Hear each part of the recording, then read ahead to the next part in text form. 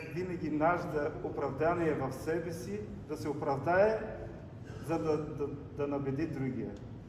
И ние винаги, това е човешката природа. Все гледаме да изкараме другия виновен, а ние да сме прави. И затова егото, което имаме, ако го потиснем и ще бъдем по-добри хора, и живота ще бъде по-добър.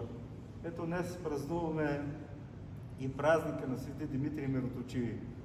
Знаете, че той е разпространен по нашата българска земя много, дори имаме 3 катедрали в Сливен, в Видин и в Стара Загора. И много други храмове са наречени на този светец Свети Димитрий. Той е роден, знаете, през 3 век, няма подробно да казвам житието му, но искам да подчертаем, че баща му бил градоначалник на град Солун и те имали скришна стая, били християни, когато се молили, така и Димитър приел Христовата вяра и след като починали родителите му, го извикали и го направили градоначалник на този град, но като му заповядали да гони християните. Но напротив, той поощрява християните, защото сам бил християнин. И при един поход на императора Максимилиан, когато се връща, минава през Солун и Димитрий, като узнава за това идване, дава всичко, раздава на бедните и се приготвя за мъченическа смърт. Така този Божий угодник бил хвърлен в тъмница, но през цялото време пеел псалми и се молял Господу,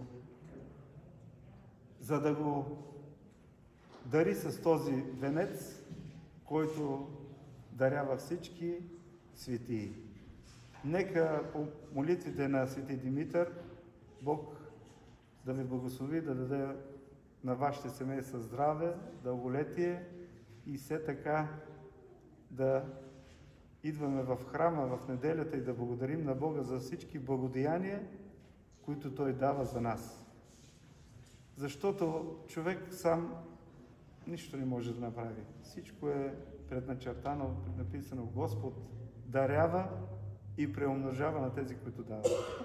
Божието благословение да бъде на всички вас. Нека благодарим и на певиците, които ще ни извините, за първи път сме заедно, други път ще се постараем да сме по-добре. Да честитим и на всички димитровци, виждам тук, че има митковци в храма, да са живи и здрави.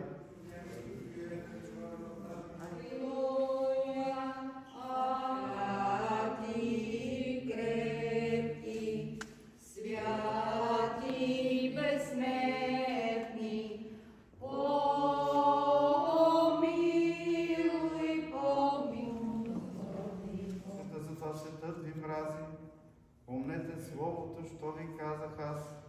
Няма слуга по-голям от господаря си. Ако мене гоните и вас ще гонят. Чедо Тимотей, усилвай се в благодатта, която ти е дадена от Исуса Христа. И каквото си чул от мене при много свидетели, предай го на верни човеци,